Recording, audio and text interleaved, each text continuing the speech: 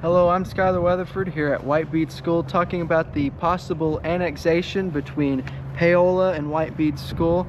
Let's get to a few important facts here. Very important, if you are a Paola resident, live in the town of Paola, or live in the school district, the next town hall meeting, like they had one here today on Tuesday, April 29th, 2025 at 3:30. The next one, very important to come, is 10 a.m. on Saturday, May 3rd. 10 a.m. on Saturday, May 3rd. That's the next one coming up as the filming of this video. And then after that will be Tuesday, May 8th at 6 p.m. Very important. You can come to this town hall meeting, decide if you agree or disagree, hear public input. Also, very important to this right here, this QR code for a survey. You scan with your phone on your app, take your photo app and scan that. This is a survey. It goes out to everybody that was here and all around. The Whitebead School Board is wanting to hear your opinion and your voice about this idea of annexation between Paola and Whitebead. So make sure you scan that. You can pause this video and scan with your device and answer that survey. Very important. If you have an opinion that you're not able to make it, they're going to read through each and every one of those. So thank you for watching, and here's the meeting.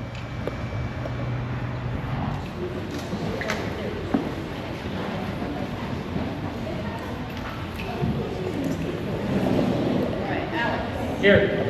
Linda here. And Sam here. Introduction of guests. If you haven't signed in, please go sign in. I would like to note that Mr. Morris is here, the superintendent from Paola. And do you have a board member present as well from Paola? What are their names for the record? We have Angie Norman and then Patty Muller. All right, thank you for joining us. Item number 3, discussion with community on possible annexation with Paola. I will go over a few rules. This meeting is for discussion and information sharing regarding the proposed annexation of Paola School District into Whitebead School District. No formal action, so no votes will be taken at this meeting. Respectful conduct. All participants must be respectful to speakers, board members, staff, and other attendees. Disruptive behavior will not be allowed. Any violation will result in your removal from the building. For our first speaker, we will have Terry Shamley, sorry.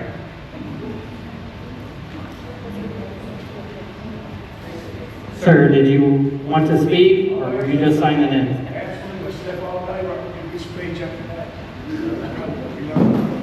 Appreciate you guys. I tell you what.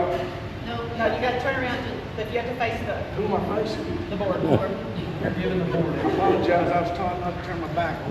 But anyway. Bad form. I'm just retired for 30 years in education as head football coach. Like this great state of Oklahoma.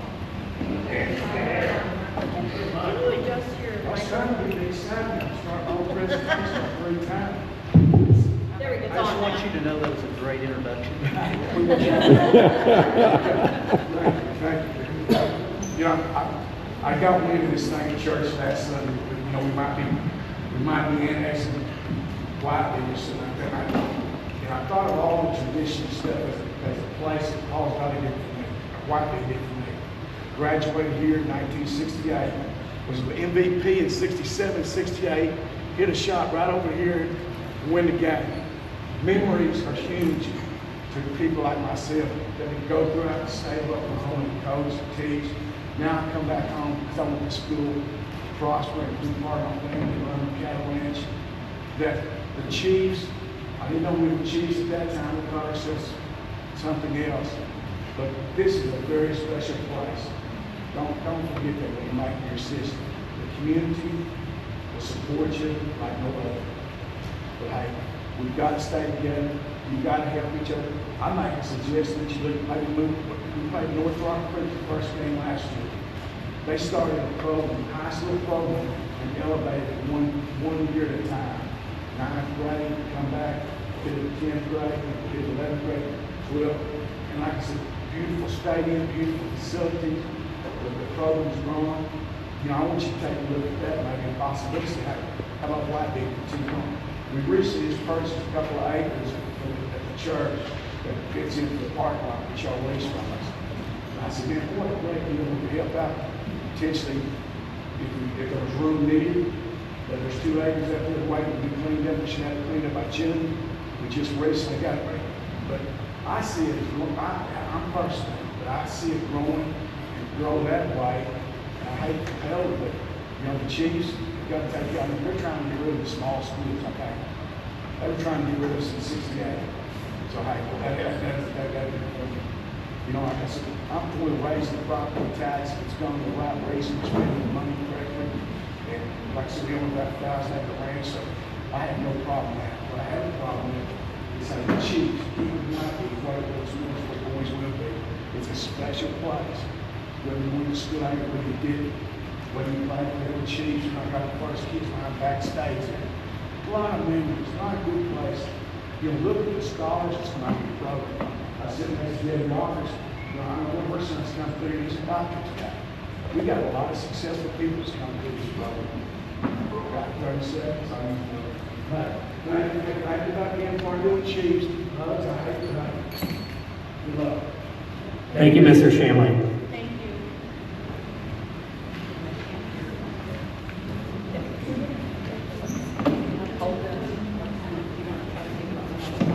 We're going to do a little mic test real quick. Could you guys hear Mr. Shamley? Okay. We'll take a little break, see if we can take care of the mic. Can y'all hear now if we speak directly into it? So if you speak, you'll have to hold it, okay?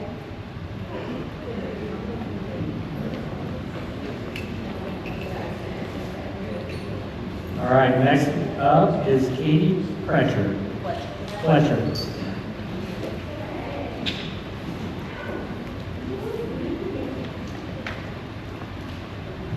Hello, good afternoon. Can y'all hear me? Hello? Can you hear me now? Okay.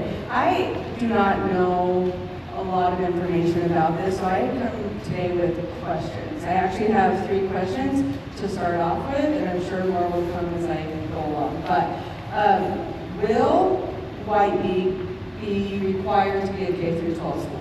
That is one question. The next question that I have is, if we do the merge with Paola, will the Whitebead district be required to go to Paola for the high school? My third question is the Paola staff and the school board, do they have children that actually go to that Paola district? Those are my questions. What was the third one?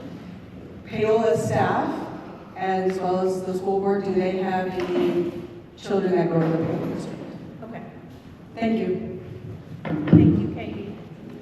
Thank you. Jason, you have any comment? I'll attempt to answer a couple of those questions. And one of the things in this process, should this go forward, this school board vote yes, and a resolution is sent, the Paola school district, if they voted yes, there is a new board that's formed.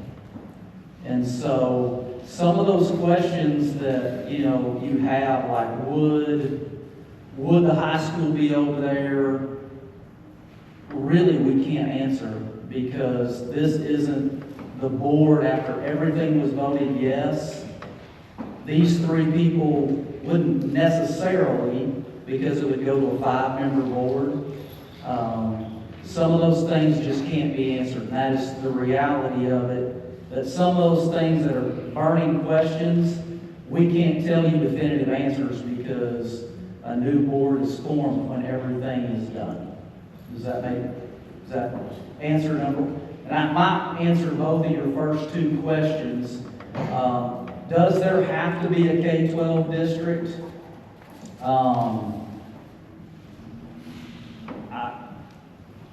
Generally, the state has always let someone that's a K-12 be a K-8. Being a K-8 to go to a high school, there are some different, the State Department has to sign off I know you mentioned North Rock Creek, they're the most recent out of Shawnee to go from a K-8 to a K-12. And you have to, the State Department has to come in and approve the things that, like your facilities, what's there, it's got to meet certain standards. Some of those things about, can it come back and be a K-8? Does it have to be? Possibly no, but that's also not something that these three people here sitting today can say yes or no to. Does that make sense? Does that answer your questions? And we do not have the information about the Paoli staff, or Paola, sorry, and their attendance. Thank you, Ms. Fletcher. I'm sure I get his name right. Lisa Whitman. Could I possibly go to the end? I think some of my questions have been answered. Okay.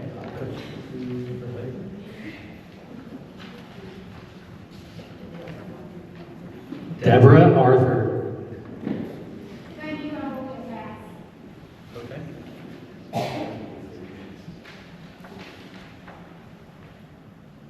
Amanda Satterfield.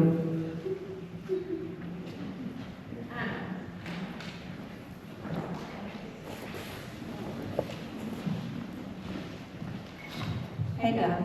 You guys all look lovely. Thank you.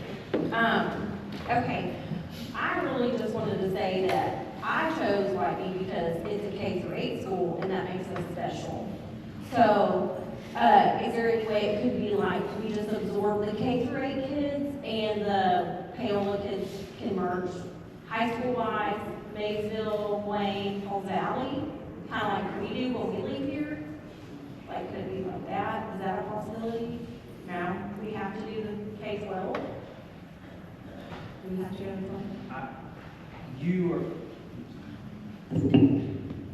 You're not annexing grades, you're annexing that district.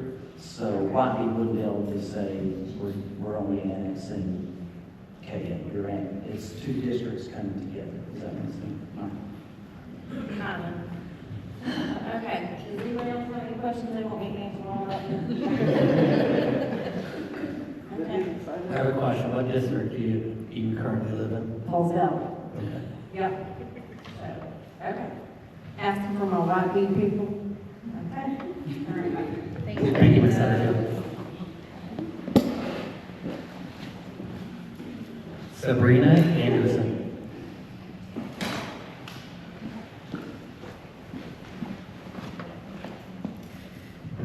I don't know if y'all will be able to answer this question, but my child will be going into fifth grade at Paola.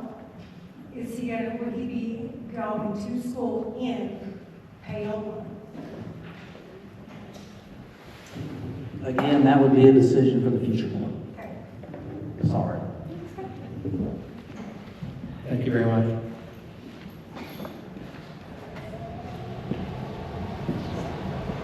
All right, we're going to go with Steve.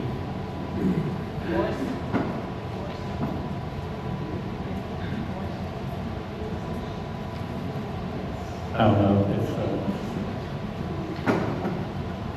all right.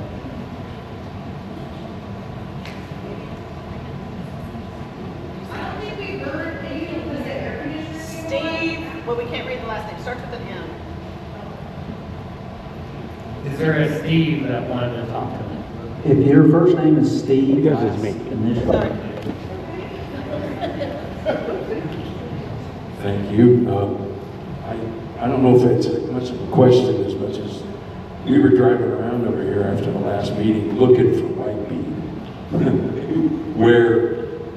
And this is the heart of Whitebead, obviously, is the school. And it's beautiful, I love it in here. But in further research, looking for where Whitebead starts, I was shocked to find out that it starts right. Tito's is not in Whitebead, but Green Tea is in the district.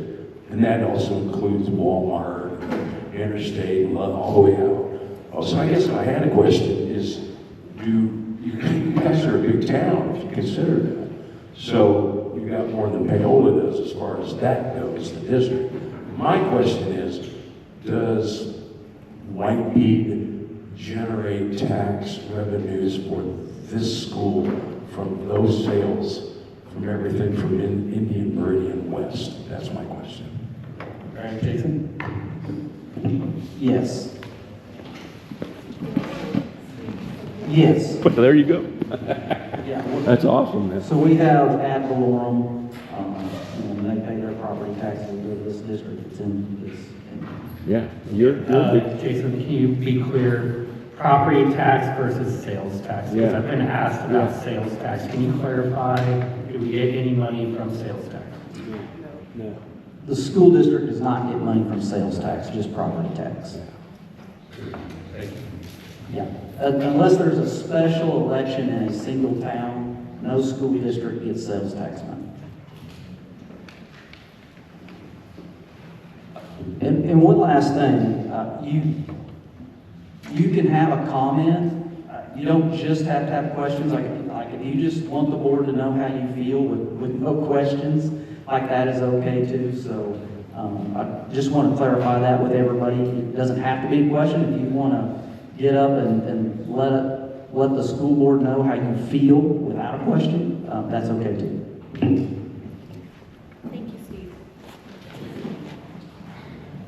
Enya Brost? Sorry? Steve, what was your last name? What's your last name? Weatherford. Weatherford.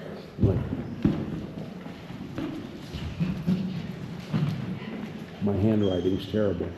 I went to Paoli. I have several questions, and it may be too early for y'all to answer, but it will be food for thought. Is there a state mentor who could help with this annexation?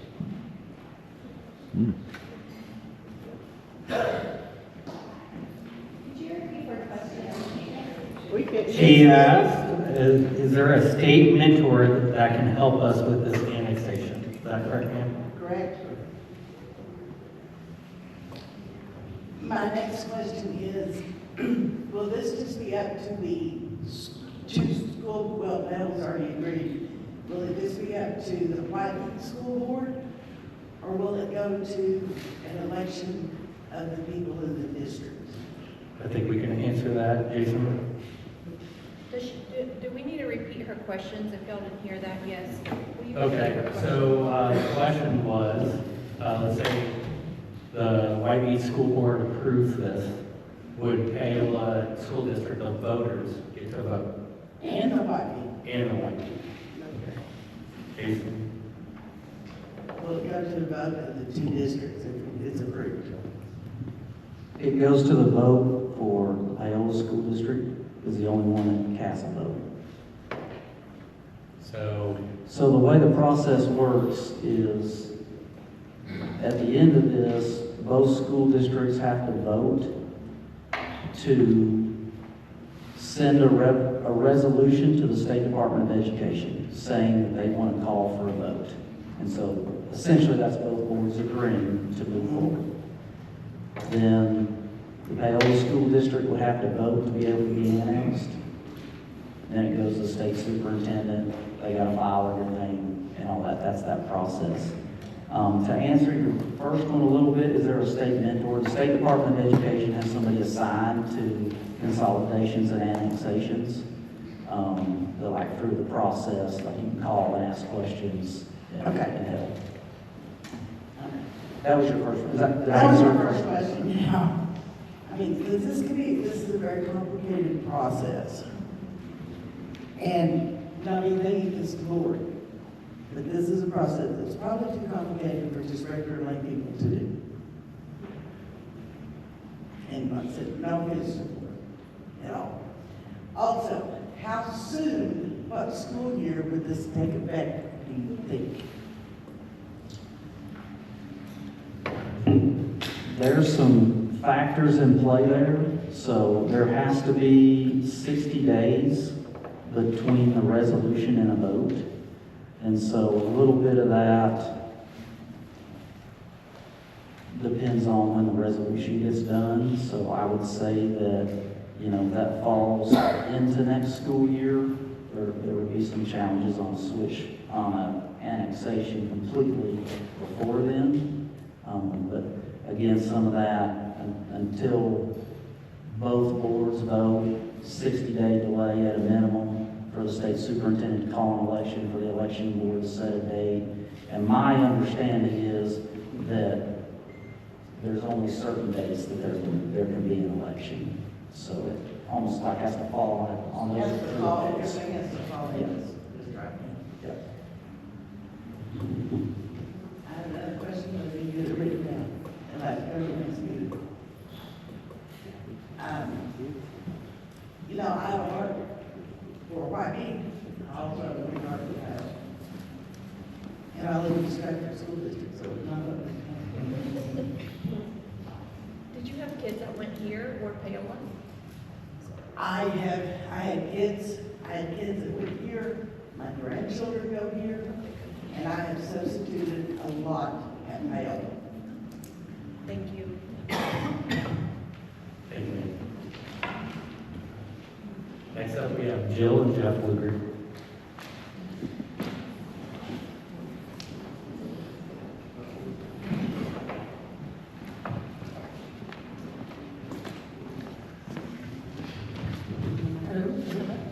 Okay, my name is Jill, this is Jeff, obviously. We didn't know if we wanted to do it together or just be separate comments. Our kids go to school here at Whitebead. We live in the district, we live in Wildwood. And both of our kids have gone here ever since they were pre-K. I'm a CPA, and I used to do school audits back in the day, 16 years. So I know things about financial statements. I went down through there and did a little comparison of Paola's financial statements. And they've had, and also their ADA, their average daily attendance. And over the course of the last 10 years, their population, their kids have decreased by 31%, and their expenses have increased by 36%. So I can see why Paola really wants this to happen.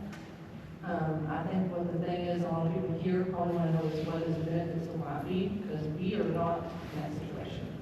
Paola is in that situation. It's Paola's problem, not Whitebead's problem.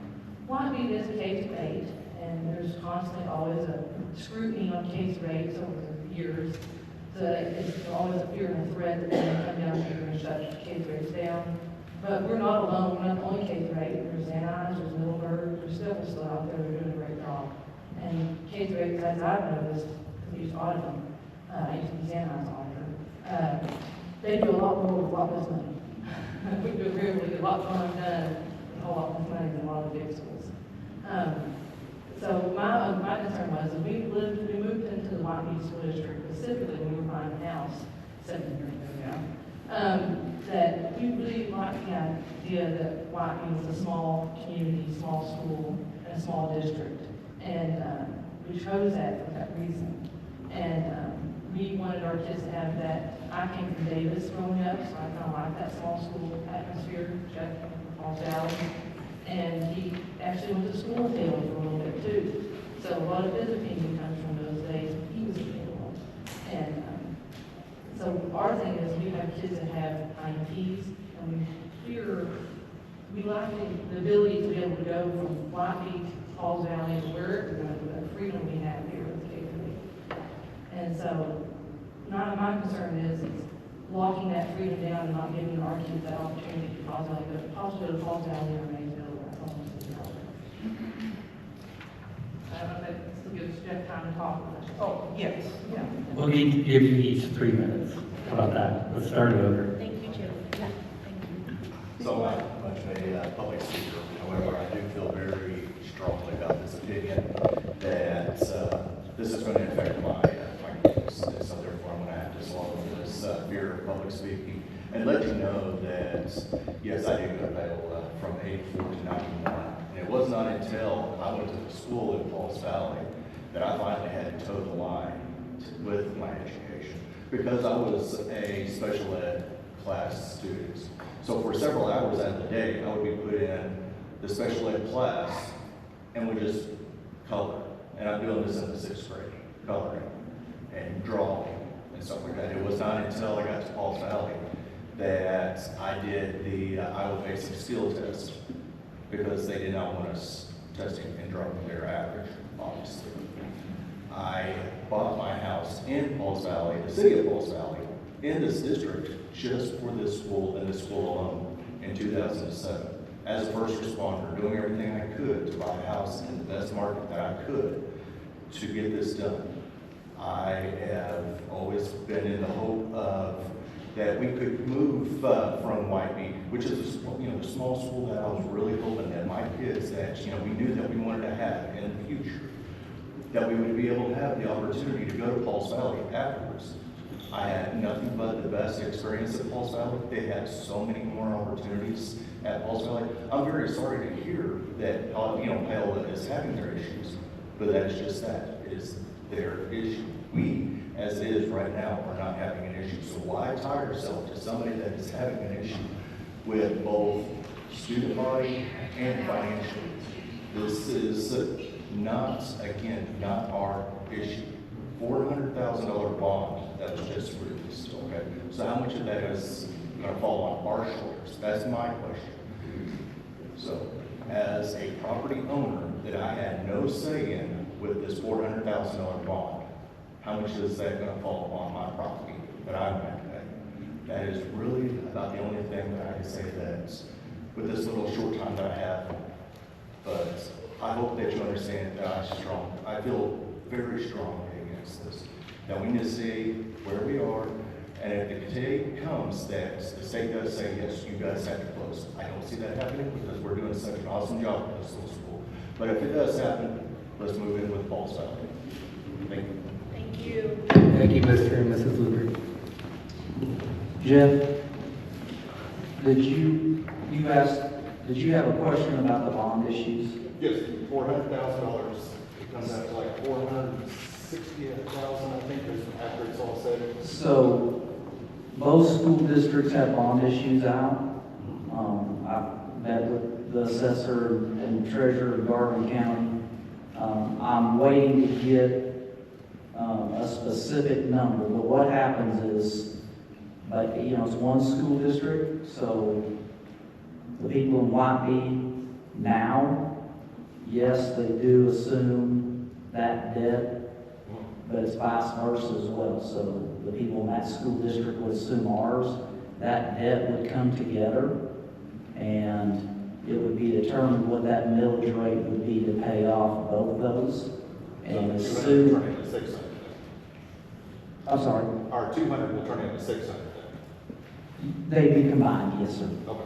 And so as soon as I have what that combined millage rate would be, that is one of the things that we will share out and make sure that everybody understands what the combined millage rate would be. The two districts have different millage rates right now. They're not super far apart, but they are different. And so there would be a change. And so as soon as I, from an authority, get what that millage rate will be, we will make sure that everybody knows what that will be. Mr. Ricky Manning.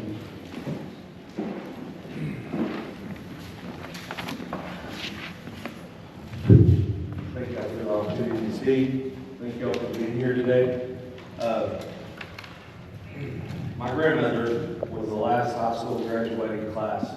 She attended that class, so she graduated the last class here at Whitebead on the 12th grade.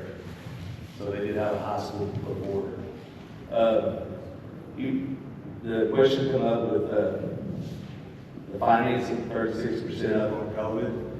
COVID caused a lot of that signature Paola, I'm sure. So we have a lot of extra money there, so that's going to show that we spent more money. I'm pretty sure. But let's just get to it. My family loves this place. My family loves Paola. And I hate to see either one of them close. But I'm a vote no on this deal if you can't keep them separate. So if you can't keep Paola High School there and protect its name, I'm a vote no. If you can't keep Whitebead here, protect its name, I'm a vote no. So that's just the way I feel. we need to protect the history of these schools. I'm always going to be against annexation, except in this deal, the way it was explained to me, as until he spoke to it. When he spoke to it, it went to no. Because we can't keep them separate, it's a no. And I speak about Paoli High School. My son is going to OU right now. He's had straight A's into the Paoli High School. And he's got 2 B's. He does have 2 B's. But he just passed his helicopter test, and he's in the ROTC program at the University of Oklahoma. And y'all can tell I love this place. I'm in my first shot right there. Well, Coach Shamley over there, he's my coach in high school. He took my line away there a little bit. But y'all, whatever y'all decide to do, it's going to be the best decision, for sure. And I just think we need to protect our histories a little bit. But you're going to have more money than what you're looking at there. You can't look at right now and saying we don't have the money to pay over. When you add a high school to the deal, it's going to pull more tax dollars over. I'm pretty sure I'm correct on that. So I'm pretty sure you're right. I mean, so the finances are going to change. It's going to go up. So when the finances go up, you're going to be able to provide more. Paoli provided a heck of a lot for my kids. So I was going to talk more about Whitebead, but thank y'all for your time. Kind of got defensive there with Paoli. I found out in the last week or so that I am defensive with Paoli also. So kind of got to deal with this. Thank y'all. Thank you, Mr. Minnie. All right, so I'm going to circle back to Lisa Whitman.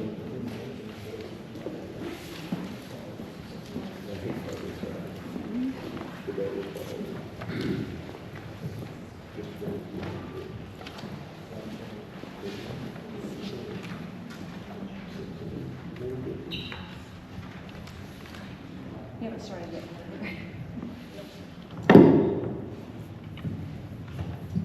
Okay, I'm going to talk fast. For 22 of the last 23 years, I've had a child in the school district. My first was born in Texas. I moved back here specifically to get her name on a transfer list, because back then, if you did not live in the district, you had to get on a transfer list at least 2 or 3 years early, or you weren't in. So we did that. Next year, my daughter, if you approve it, will be coaching basketball here. She's a graduate of this school. Both of my daughters are. My son is a 6th grader. You said something earlier that a lot of the questions aren't going to be answered until after the vote leaves your hands and leaves your control. With what I do for a living, most of you know I'm an attorney. If you don't know the answers to those questions, and you can't satisfy the wants and the wishes and the desires of the people who are currently residents and taxpayers in this district and who have kids in the school system, your vote has to be no. If you can't control that outcome, do you want to be the school board? And this isn't anything condemning. I fully respect your position, as you are in a tough position. You just got here recently, you start re-elected or appointed. This is a hard decision for you to make. And we've just survived, and I have respect for the past school board. You're elected to these positions because we trust you. And if you have to represent the wishes of those who are here. I'm a product of Elmore City, now Elmore City Cornell. Elmore City and Stratford are 2 of the only Garvey County schools that have ever annexed another school district.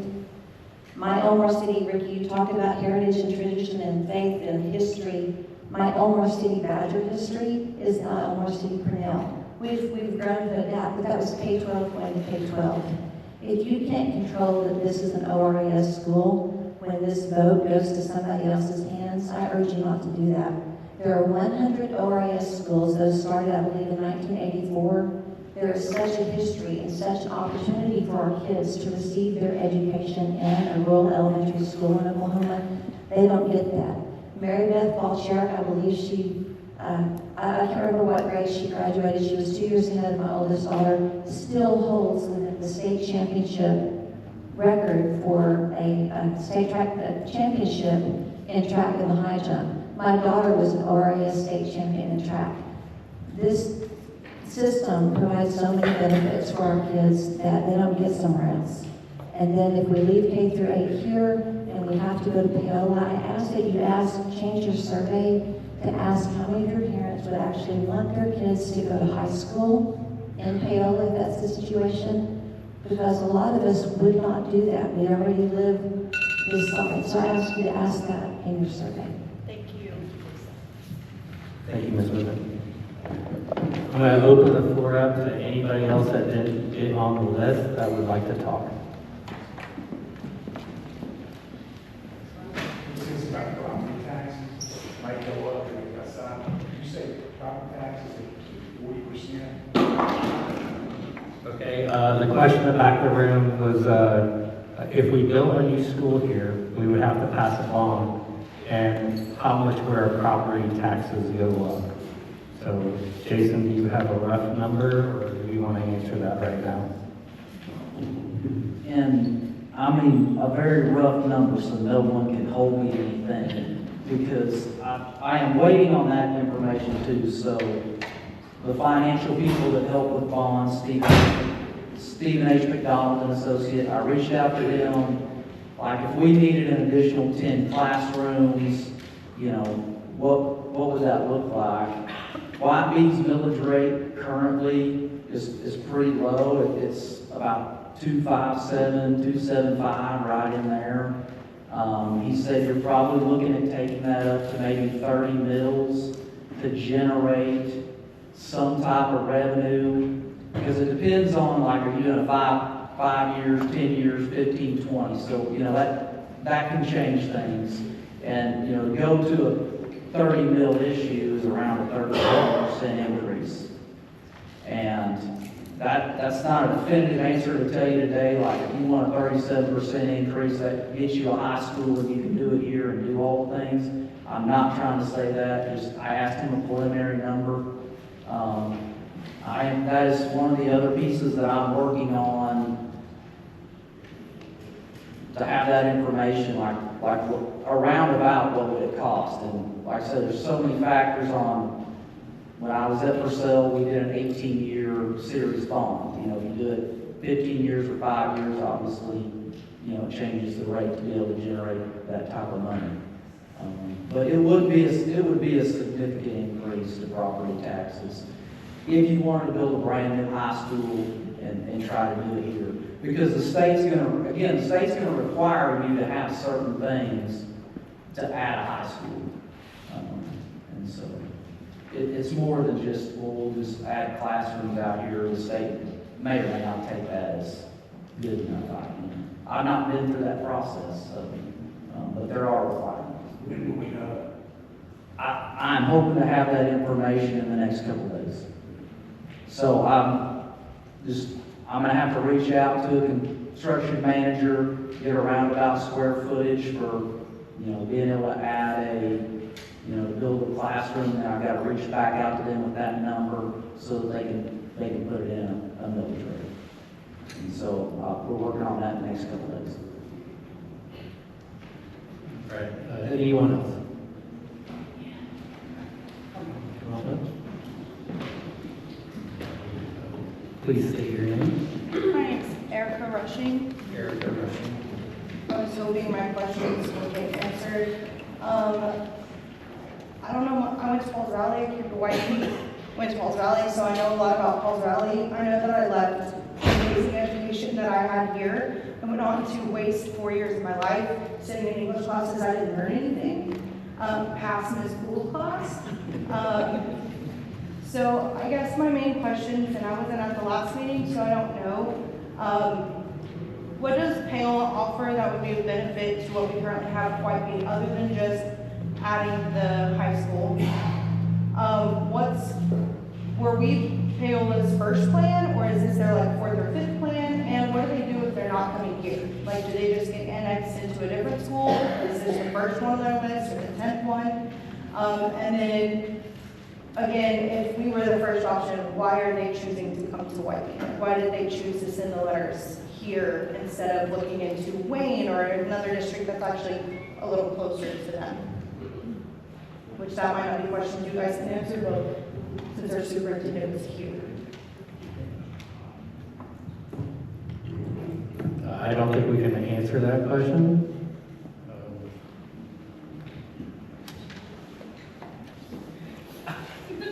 No offense, I'm trying to write down your question. So do you have them? Okay,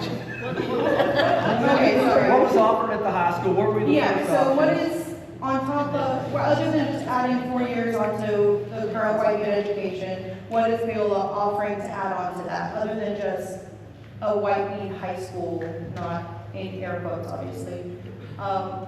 Were we Paola's first option, or is this their backup plan? And if they aren't annexed into us, what are they going to do? Like, what is their next plan? And then why did they choose to try to be annexed into Whitebead instead of one of the other districts that is already a high school? Great questions. Great questions. So we won't put Mr. Morris on the spot right here, but we are going to forward these questions to him. Okay. And sir, if you can give us some of these answers back. But Or do you want to answer, sir? no, do we want to hear from Jason first? What does Jason say about this? Sorry, did I put you on the spot? Well, I mean, all the things about Paola's first option or this or like, obviously, I wasn't in those discussions, so I don't know. I mean, they have other options if this doesn't happen. My opinion would be they saw this as the best option. And yeah, most of those we can't answer because, you know, you're asking about Paola. And I think we don't want to put him on, so I know he said, for me to let anybody know, like, if they ever want to talk to him or come by and ask him questions, you know, his office is always open. If he wants to be on the spot, he can be on the spot. So I'm going to leave it to you, sir. Do you want to answer that question publicly right here? Well, what I can tell you is for years, I've been over there almost 14 years. Every board member that's come through there, we've been watching our enrollment slowly. When we graduated a big class, small class come in, COVID hit, the elementary built over here. There's lots of factors that pull some kids. Then the online thing happened. The fact of the matter is, in our district, it's becoming a retirement or town. There's a lot of people there, their kids are already grown. Marilyn Webster, our business secretary, has been there over 40 years. We sat down and went through the yearbooks the last 14 years, and we found 3 girls that had graduated and have had children that stayed in the district. People are having to move to find work. People are in housing. I mean, houses have gotten older. They've been tore down, a lot of them. Some of them been condemned. And so instead of someone building back, a lot of them have been gathered up by people that own the house next door. We have some large property owners over there that own large acreages, and that's their right. But we've had multi-million-dollar developers come in and say, hey, we want to build 15 houses here, but nobody else sells any land. And so we've actively been going out for the last several years, trying to get people to participate in this. And unfortunately, this is where we're at. Until we get a younger population raising single family in our district. And I see it developing. When we see it coming down I-35, it's just a matter of holding out. So our first choice was Whitebead, and the reason for that was because of all the fear that's been put in everybody's mind over many years of K-8s being closed. It seems like every legislative session, that's a topic. It's a topic right now at the Capitol and the Interstate Department of Education, as well as schools under 500, which is us. So we're at a point where we've worked extremely hard on our facilities over there. We have brand new roofs. LED lighting, we've got everything we need. But we're missing kids, we need kids. And so we're at a point where our upper elementary, there's about 4 years there that there's not very many in it, and we're getting ready to come into the high school. So we all know that if it gets to a point where you can't make teams, that's when people start leaving to go to the school. And then you're really in trouble. So I brought it to my board and said, look, we're at that point. We need to make a decision. Are we going to be the one-ets and the buyers for the next however many years? It could be 5, it could be 10, it could be 20. It just depends. But one difference between us and one-et buyers is we're 6 to 8 miles from 2 schools and 11 from 1. So when we start losing kids and we can't make teams, we know what's going to happen. They're going to disperse to go where they can play. So what my board was looking at doing was, let's be proactive. This is a way that Whitebead and Paola, if they came together, there would always be a Whitebead Elementary forever. You know, it's just like I worked in Bing School years and years ago. And so Bing, at one time, wasn't much bigger than some of these small schools around here. Well, during that time, Ada schools didn't want to bus outside the city limits. And so all the little schools that had to consolidate or annex, like Homer and Francis and a couple others, Ada didn't want them. So Bing said, we'll take it. And if you look at a map in the district, their district goes almost 3 miles this side of Allen. And then it goes to the South Canadian, where the River Mist is, the North Canadian River. And then it goes all the way back and touches Stonewall. And then on the other side, it touches Van Austin Latin. It's one of the largest districts in the state of Oklahoma, and it's because they saw they had the foresight to annex and consolidate and come together and become strong. And they turned into one of the top schools in the state of Oklahoma. They've offered programs over there that no other school has offered. They offer cosmetology and auto body and all kinds of stuff.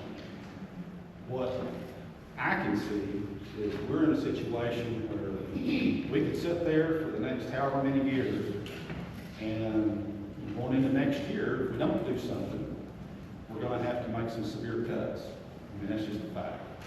When you start cutting programs, you start losing kids. You know, we've lost a few kids because we don't have band. Band was gone long before I got there, and so was baseball. We wanted to bring baseball back. We wanted band, but the problem is you got to have enough kids that are willing to do that. And so we kind of catch-22, do we spend the money to do that, and then the kids don't come. So we've offered some programs like aviation, an outdoor program, stickball, indoor archery. We have a trap and shotgun, hunter safety ed. They can get your hunter safety card. We had in aviation, we have 5 flight simulators. We were the 7th school in the state of Oklahoma to get an aviation program. We have AP classes. We've actually stole some teachers from surrounding schools. We've stole several from Pauls Valley. We have their AP teacher. I hate to do that, but we want the best. We want the best for our kids. If you look at our academics, the schools all go participate in different academic needs and scholastic contests. If you look at the results, Paoli is always first, second, or third somewhere. We've always gone to the state in academics. We've always had people that's been very successful. We've got a doctor right here in town, just graduated from just a few years ago. And she's practicing under Dr. Whitebead. And so we've had several people that's come through this that are very successful. And it's like anything else. You're going to get what you put into it.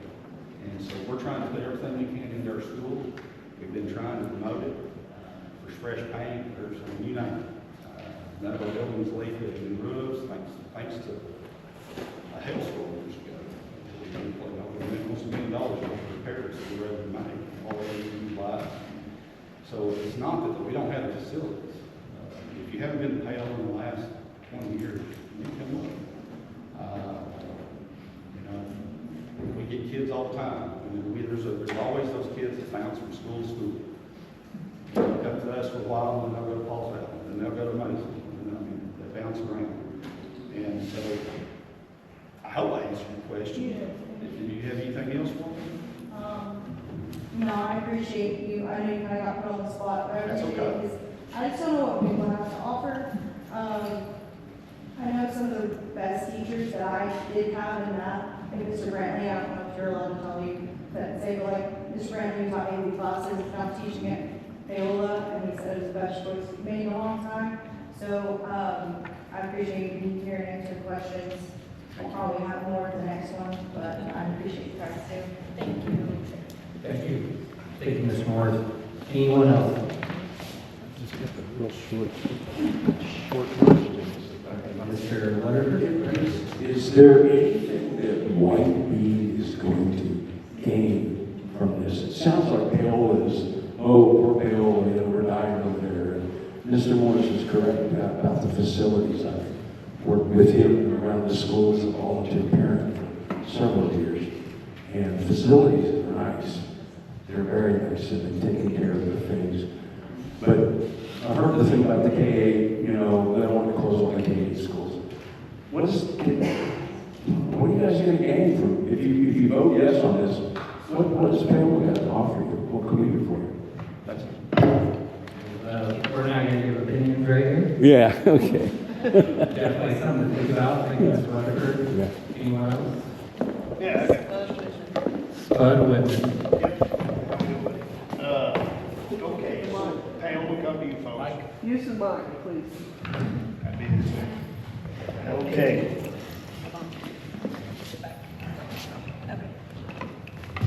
I guess my biggest question is I can understand where you folks are at and understand what's going on, but what's the positive here? Some tax money for Whitebead? I mean, you listen to all the different options and what's going on. We show up for a meeting and we got a deal on how we're supposed to conduct at the meeting, so nobody gets out of line. So you can already tell that there's quite a lot of people that are upset over it. And I understand you folks are in a jam. What about Paul's Valley? What about, is there some way maybe, I don't know, folks can drive your kids out here? We drive our child place to come out here. Well, And who's to say when you folks do, if it is you folks, I guess you guys voted. Who's to say there's a lot of them that go here that probably ain't coming? well, one thing in Oklahoma, with open transfer, any kid can go to any school that they want to go to. And what the state has made all schools start doing is they have to turn in a report quarterly that says how many kids can be in a class. And so not only that, but you have to put how many are currently in there and how many seats you have available. So if somebody comes to you and says, hey, you want to take your child and go to Paul's Valley or Maysville, you can still do that. And if they say, well, we've got a waiting list, well, you can ask to see that list. Because if there's a seat open on that report and you're next in line on the waiting list, they have to accept you. So, as far as the question about, we want a kid to go here or there or whatever, you can still take the kid wherever you want to take them, as long as there's room in that school and as long as that school's accepted. Okay, and then, so another question, so will there be like a survey? Yes. So there is a survey, so you guys actually got the piece of paper, so there's a survey, so QR code, so. Okay, so Right, it's survey right. the property owners, we know. Yes. Okay. Yeah, and to be clear, like, the board is not trying to sell this, right? Okay. We're trying to get your input, so we can make our decision when we vote for this. I understand. This board is not trying to sell this, yes or no. I got you. Okay, well, that's all I got to say. It just seems, where's all the positives? What's it doing for Whitebead? That's where we go. And I understand where you're at. You're hunting a new spot. I got you. I don't. Thank you, Mr. Whitman. Go ahead, Ricky. Yeah. So for years, we've been fighting the K through 8 deal for years. We went to some of you teachers know, we've been to the state capitol, we've been fighting it. They just had an article like 7-8 days ago. So that's what they have to benefit from it. But y'all heard my vote a minute ago. If they can't guarantee Paoli to stay there, and they can't guarantee Whitebead to stay there, mine's no. But that's what they have to benefit from it. That's my opinion. Thank you. Thank you, Mr. Manning. Anyone else? All right, so we have a great set. Mr. Josh.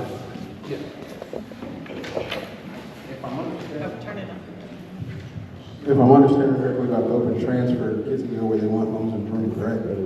If kids aren't wanting to go to Paoli already, how would this make kids want to go to Paoli? Can we answer that? That's up to you, sir. I'm not going to be able to answer that. I just want to be respectful of the board. There's lots of reasons. Once we get some kids from Whitebead every year, and the kids that have came, we went back, we looked through the yearbooks since I've been there, and every single kid that's come from Whitebead and attended Paoli has stayed and graduated. They haven't left.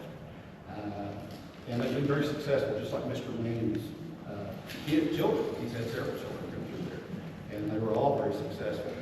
I have talked with some parents that have had past graduates of Whitebead that had considered coming to Paoli at one time, and said they took them to a neighboring school in hopes to play sports and other things like that. What they told me, and it was hindsight on their part, they were telling me, was they wish they'd come to us. Because, you know, they go one place thinking that their kid's going to get these opportunities, and sometimes those opportunities don't happen. Whereas in a small school like ours, everybody gets the opportunity, everybody gets to play, everybody gets to participate. And so, you know, if you have kids that are being courted, you know, to be a star or something, and then they get to another school, sometimes they don't even see the field. Whereas at our school, like Mr. Manning's children, they started, they played, they're very successful. One thing about our little school too is, I can say that in the last probably 12 years, every single year we've had at least one, sometimes as many as 3 kids get athletic scholarships or academic scholarships to go play football, softball, in, you know, at college level. And, you know, they're not D1 players, but everybody's got to start someplace. I think we're one of the best kept secrets, honestly, because we've made a lot of changes in Paoli over the years. We have a great school, we have a great community, people work together. Of course, every school has issues, you know, but, you know, we try to make improvements. But I would say that what we could offer is a lot of things to Whitebead. So, for instance, we have FFA, and we offer it to 8th graders. We have the aviation program. Our 7th and 8th graders participate in that. In 4 years, they can have 2,500 seat hours in a licensed simulator and get their certificate to go get an airplane.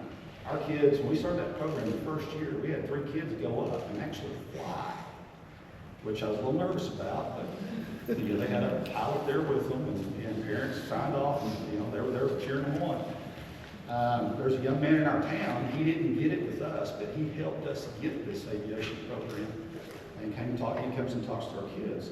But he started out at Paoli, and he transferred to another school for sports reasons.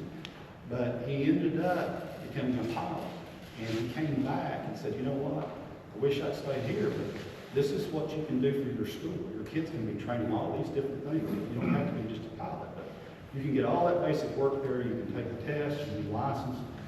You know, he's in his 20s in commercial airline, making 6 figures. So there's a lot of opportunities that are overlooked in smaller schools. That's just like Whitebead. Here, you know, many of you have said you chose Whitebead because it's small. Well, it's the same reason we have a small high school, because there's not a kid in that school that myself, the counselor, or any of the teachers do not know who they are, who their parents are, where they're at in the transcript, what they need, and we go out of the way to make sure that those kids get what they need to be able to graduate. I mean, we've worked with people that travel cross country for work, and we've been able to provide education for those people. You know, there's special circumstances. Larger schools, it makes it difficult to do that. And so I thoroughly understand. I came from a small school. I graduated from Van Nuys. I've worked in big schools, and I've worked in the smallest. And I'll be honest with you, these small schools is where it's at. But the fact of the matter is, time's changing, and we're in a world right now where I really, for the first time in my life, education and career, that I really believe that in the next 3 to 4 years, small schools, not just K-8s, anybody under 500 are going to have a lot to worry about. Our State Department has unofficially or officially, Mr. Mick could probably confirm this with me, but they created like a little Doge program, and they're looking for ways to cut. And so this is one of the things they're talking about, is these small schools are a big expense to the state. But as far as what we can bring, we've cherry picked and we've got some of the best staff in the country over there. And we've had kids graduate from over there with their first year of college out of the way. I mean, to get a whole year of college, the most we've had 2 or 3 that had over 30 college credit hours out of the way. And that's the nice thing about small schools. They want to take a college class, they can take that instead of their English class, or take a science class at the college instead of. So we care for our kids, and we've had kids in math and science school too. There's a lot of things happening out there that I guess the rest of the world just don't know what's happening. But we try to get it out the best we can. But there's a lot going on, but I think we have a lot to offer. We bought a church next door a few years back. It's been several years ago. We use it for, we have our own proms in there. We have school dances. We rent it out to people in the community, the receptions and things like that. We have indoor archery there. We have the ability to, it's what the law enforcement and military use. It's a computer program, and it's about 20 feet long, the screen, about 10 feet high, to where kids can learn firearm safety, but there's no actual live ammunition. And it's the same thing that they use for their training and things. So you're on a track field or a ski field, and you're at your station. It's like a great big video tape, but it logs all of those hours, and we have 3 people on staff that have hunter education with the wildlife department. So we, nearly every kid that goes through there gets the hunter education part for free. I could go on. We've got a lot to offer, we just need kids. Thank you. And it might just be because I'm in my own little bubble most of the time, but I had no clue half the stuff that I had going on over there.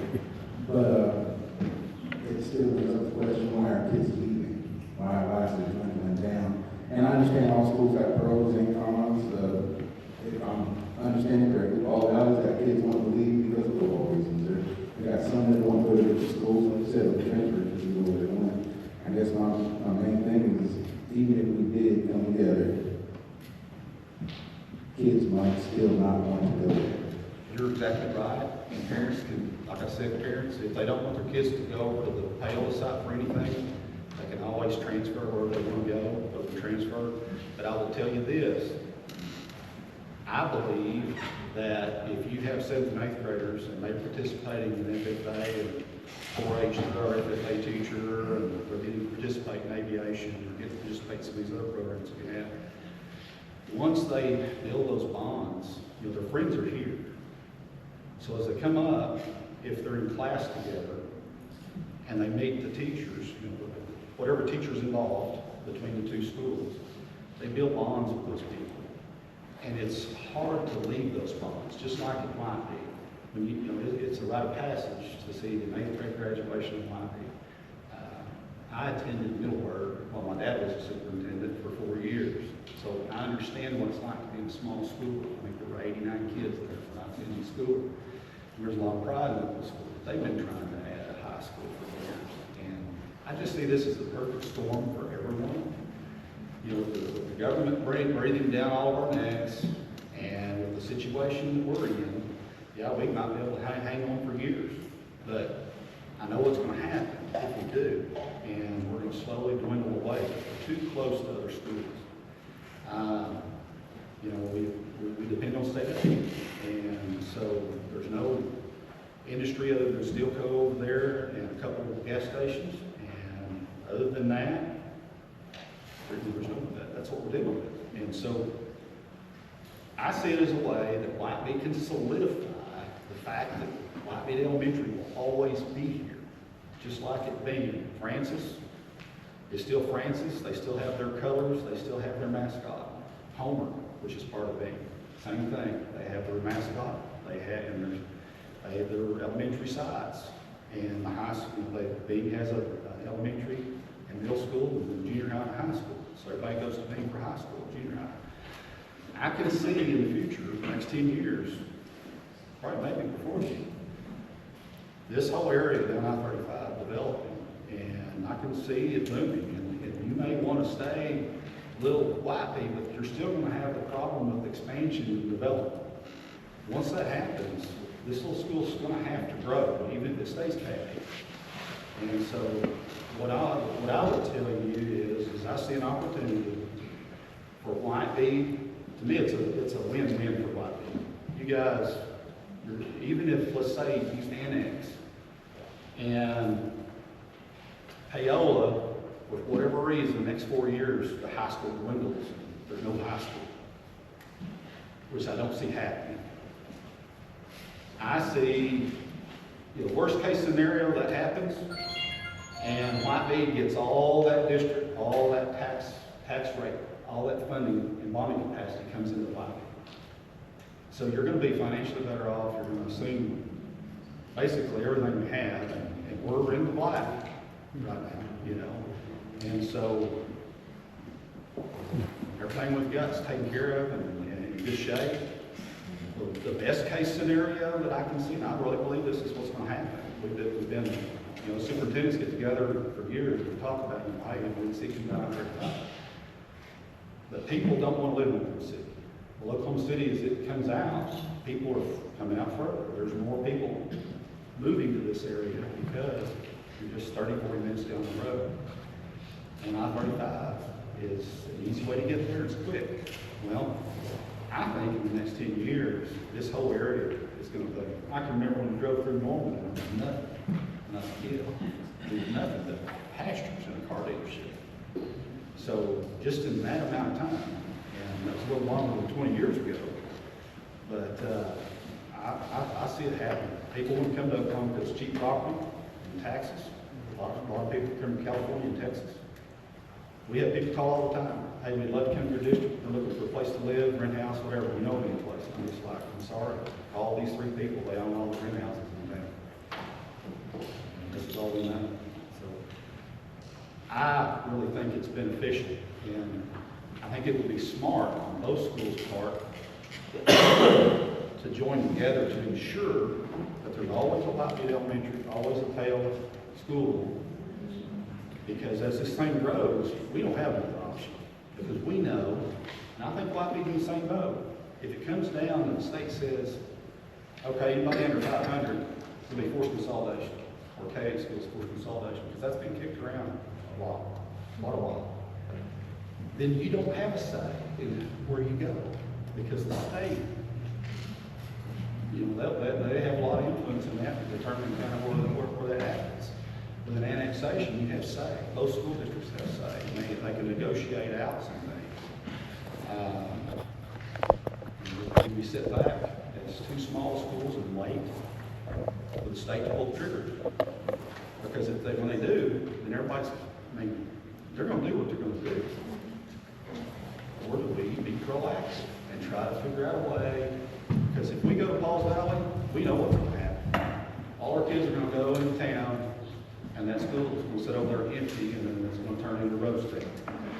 Or if we go to Wayne, or if we go to Maysville, they're not going to want to bus kids from 11 miles from Maysville, or 8 miles to Wayne. Actually, it's 9 from our school to theirs. You guys are actually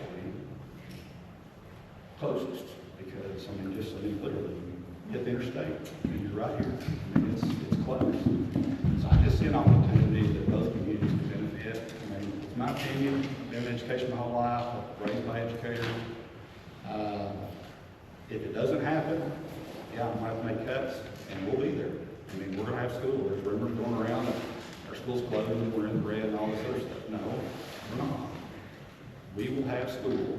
It just may not be the way we want it to be. We may have to cut some programs, or we may have to get rid of some extra duty, or get rid some staff to consolidate some classes to elementary. We don't want to have to do that, because we know what will happen when you start that. We've seen other schools do that, and it's not good. So that's why we chose Whitebead. We see an opportunity for both schools. And for years, we've had these big schools around us sit back and go, well, we're just waiting on you guys to close. I mean, I've heard it for years. I heard it before I went to work at Paoli. So, for 30 years, that's been Paoli's closed.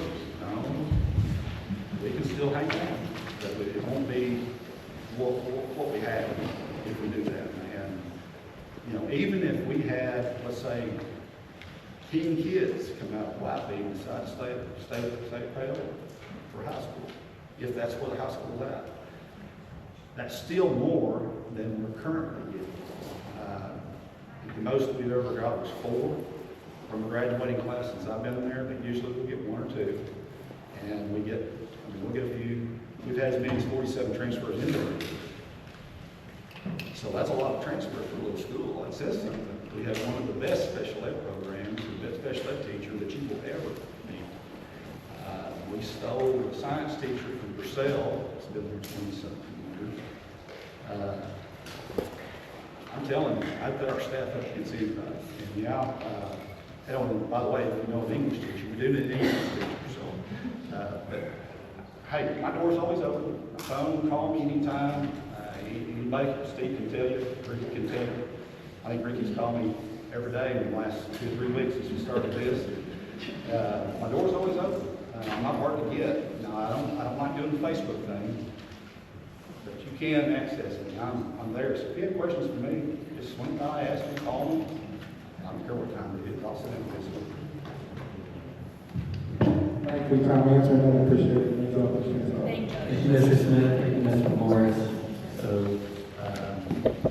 I should have got large strings, I don't think.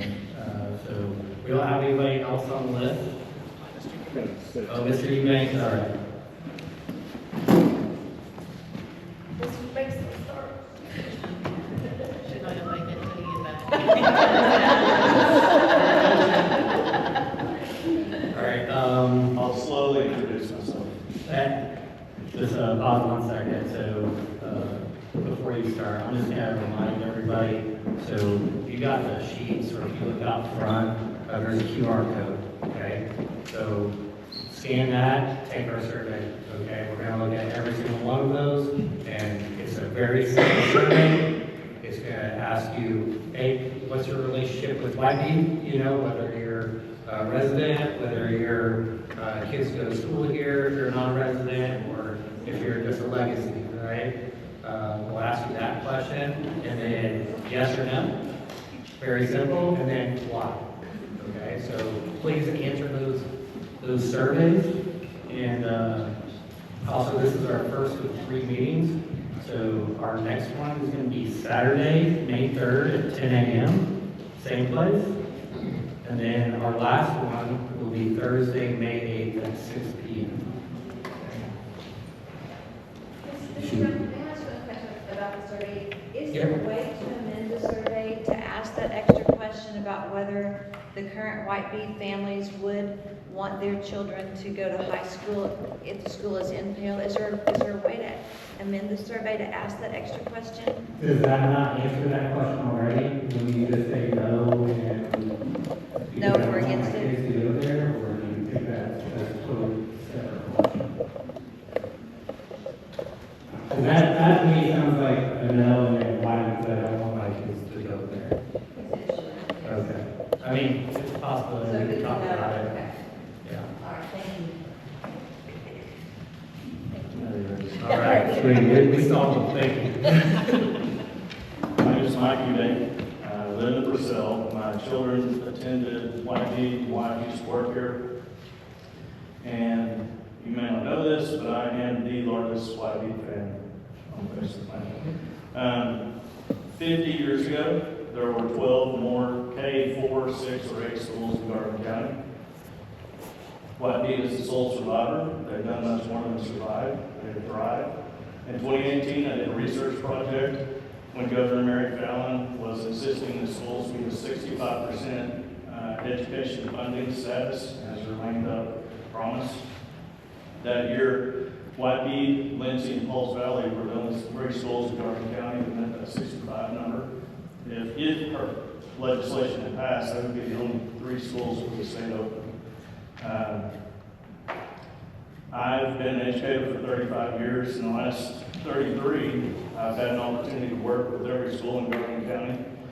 And I can tell you consistently, my Whitebead kids, whether they come from Paola, they come from Purcell, they come from Pauls Valley, they come from Wynnewood, they come from Elmore City, are always many of my best and brightest and most successful students. There's a reason for that. So I just want to comment. I see this as a great opportunity. I look forward to working with Jason and the board in any way that my school can to support this move. I look forward to having a new high school that we are serving and being a partner to. And so I've already told Jason whatever it takes, whatever we can do, just let me know. Thank you. Anyone else? Can I just stand here and talk? You can speak, Mr. Patton. All right.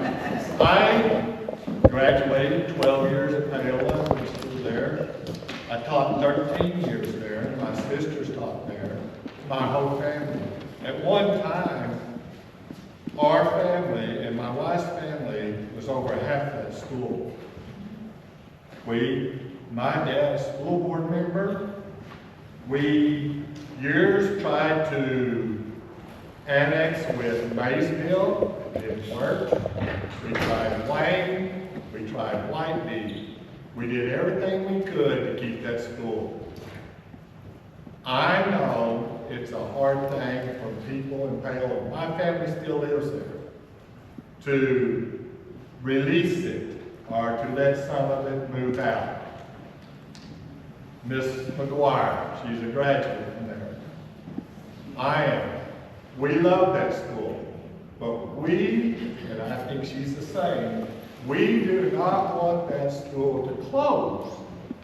And this is a way to do it, by combining, because I know we hurt, Paola hurts, their sports programs, they are not like they were when I was there. We had 18, 19 kids playing. Now when you have 7, 8 kids, it's hard to go and compete. And I know Mr. Midkiff has said that when our 8th graders leave here, they have a choice to go to any high school they want to go to. And if Paola is going to be our high school, we want to support that school to our fullest. We want our 8th graders to feel like they can go there and thrive and go out into the country and make a good citizen. That's what we want with these kids.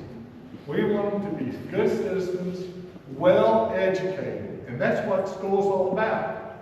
It's not about who's getting what from what school. Who's going to get this from Paola? What is Paola going to get from us? We just want our kids to grow, to be great citizens. And the way it's going right now in our state and in our country, we are hurting. We are hurting our country by how we are treating our people and our kids. We need to stop it. We need to come together as a community. Some of us, I know Whitebead doesn't get a vote as to yes or no. Paola does. I have a brother that lives there. I have nephews. I have all kinds of relatives. But we need to come together as one community. If we don't, we're not going to make it as either one. We're going to lose them all one of these days. Thank you, Mr. Patton. Thank you. Anyone else? Not really a question, but I attended Whitebead when I was here, and I like the fact that it was just a small community, it was close together. The reason why I chose Whitebead for my kids, you're in crime, so I'm kind of nervous too, is because I feel that here too. I'm afraid that if they combine the schools, the kids will have a bigger classroom maybe, So I don't know if the teachers are gonna have that one-on-one with the kids. That is my concern. You know, that's the reason why I still have my kids here. Obviously, I knew my daughter, she wanted to play softball, so, but she would have stayed here because we love the community of it. When she went to Falls Valley this year, she's noticed it's so much different than it is here. So, with that, if they do combine together, I'm concerned about the classrooms and if the teachers are gonna be able to have one-on-one with the kids that they have now. Thank you, I just had a quick question. If they annex and come together and Paola Elementary kids are coming here, right? That's the plan that's in talk. Their kids might come here, the elementary, because they can't afford, they don't have enough, and then our kids go there in high school. How does that affect all of the transfer students we currently have at the school? Like if Paola Elementary schools come here and now the preschool, kindergarten, first, second grades are full, are transfer kids that are currently in the school going to be pushed back? Like, are we going to get kicked out? Because there won't be room, right? So if there's not room because they're taking in Paola kids, are the Falls Valley kids that come here, the Wynnewood and Elmore City kids that come here, are they going to get pushed out? Do we have an answer for that? Or do we not know? Because some of that's not knowing, so every school gets to set what their capacity limit is. So, is that a possibility? I mean, maybe, like that would be up to that new board, like the capacity that Whitebead sets now, we could raise that capacity if we felt like we had the room. So, is it a possibility? I mean, I can't speak to that's what would happen. You know, we mentioned that about the board, but, you know, just like if Pauls Valley was at capacity and they decided, oh, we can take 5 more kids at the next board meeting, you can change your capacity limit and then the next ones can come in. And so that new board would have to set capacity limits. And you talk about they go here or there, you know, we mentioned early on that would be up to the new board. Those aren't things that we could say, like, what grade to go where, high school here, all elementary here. My concern is the kids that are already currently here, like the transfer students that are here, that have been here for years. If they take on Paola, is there a possibility that they're gonna get kicked out? You kick out Whitebead? Yeah, because there's not room. The kids that are currently here that are transfer students, if there's not room, they lose their spot here.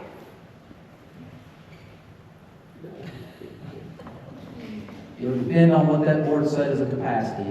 It's a possibility in any school district that once they reach capacity, transfer kids can't come back in. Thank you for that question. I'm trying. To add on to that, like currently, like my kids transfer into Whitebead from Stratford School District, but we don't have to like redo a transfer every year. It like stays for each year. So like if my kids are already here and then the Paola kids come in, would we have to redo transfers or would they just stay because they're already here? Because if that's the case, then I think that would have to answer her question as well. So like, would the board be the one that decides whether we have to re-transfer back into the district, or would we have to redo all those transfers? If they're cool, Somebody to add what I think we're asking? I thought you had to read up the transfers every year. He's thinking really hard right now. I honestly don't have an answer to that because there's a new school district that's technically formed. So I don't know the answer to that. That's something I'll write down and something I'll have to ask because technically a new district is formed. So I don't know if, like what you're talking about, you're on an open transfer, so it rolls over. I don't know how that'd be affected, but I'll try to get an answer to that. I don't know that I can answer that today. Do open transfers roll over? If I could ask one more question, I know that I've read through the packet from the school, from the government that says that June 30th is an important date to get some of the funding when you annex and moving forward. I would just ask that you not let that June 30th date be a deadline for you. Ms. Roy, you said at the meeting the other night that, is this something we have to move quickly on? I would appreciate it if you would take your time, not rush. There's so many questions tonight that we didn't have answered, and we've chosen the three of you, or, I've encouraged voters to choose you because we are transfer kids, have been for 23 years. But we lose control when we lose you three, and you three are who we put our trust in. So we just ask that you take your time, or I ask that you take your time, and don't let some impending deadline, make you make a quick decision. I think we make the best decisions when we surround ourselves by knowledge and wise people. So just ask that you just do that.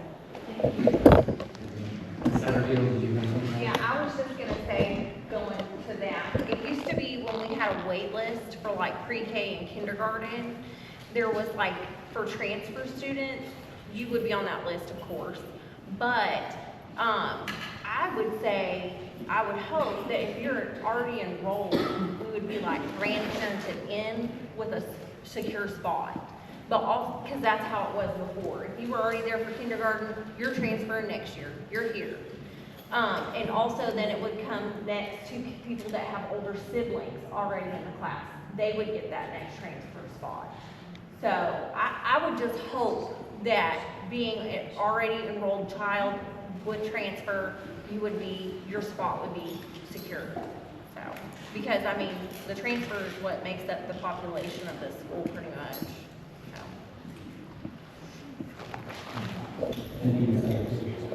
Anyone else? It doesn't just have to be a question, right? Yeah.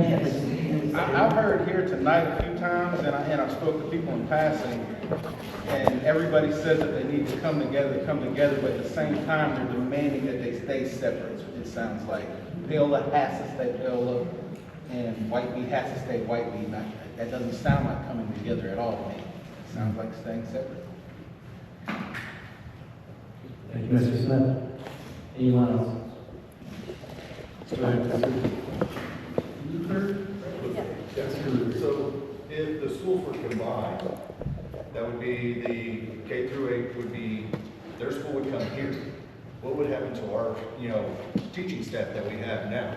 Because, you can only have so many first grade teachers, so many second grade teachers, and so on. The staff that we have now, are they gonna have to compete with the staff that's coming in from Paola?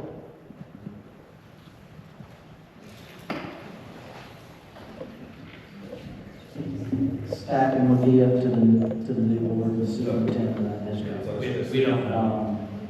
Yeah. Some of the money that the state gives is for severance if all the staff isn't needed. Can you repeat that? We didn't hear what you said.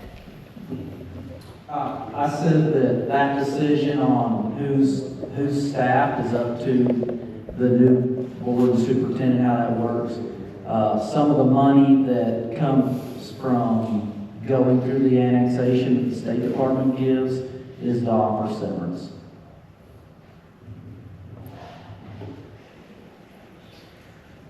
All right, anyone else?